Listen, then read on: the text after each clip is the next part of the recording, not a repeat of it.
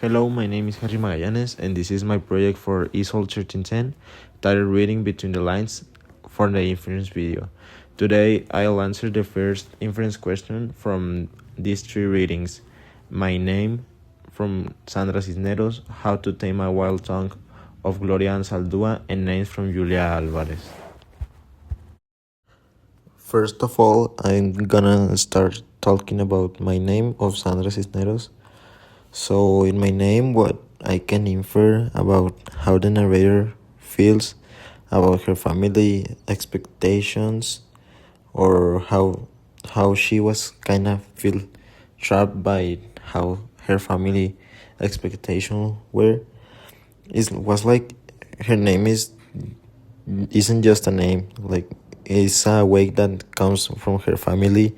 Like when she says like her name is like a muddy color or the number 9, and was an heredation from her grandmother, who looked out of the window her whole life. So basically, the way she talks about her name shows that she doesn't want to follow the same path of the same expectations. The next reading I'm going to talk about is How to Tame a Wild Tongue by Gloria Anzaldúa. In this reading, I can infer that society mess with a lot of trouble. I mean, with the Chicano mess with a lot of trouble because of their way of speaking, also their way of dressing, her clothing, and all stuff.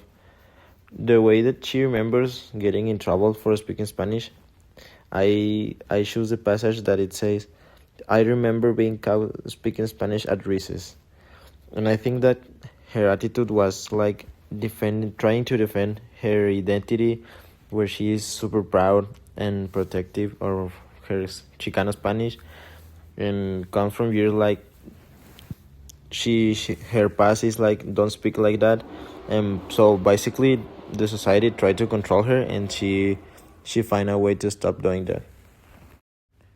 Finally, I'm going to talk about Names of Julia Alvarez.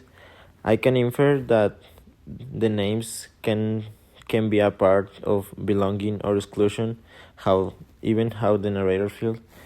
An example, I think, is my name, because my name is Harry, so I have been in, I don't know if it's trouble or I don't know, but I have many experiences about my name. At her home, talking about the reading, at home she have like a full Dominican name, but I remember that in the school she have names like Yuri, or that instead of helping her to have more friends, it actually makes her like feel more weird, like she doesn't fully belong in the school or that place where she was.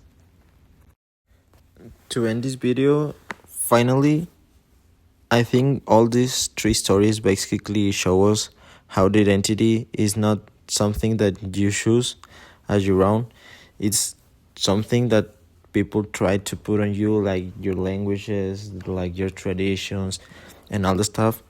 Like an example is when the narrators of these stories get a name in her family, another language controlled by society, or like Julia Alvarez, when her name was renamed depending on what country she was.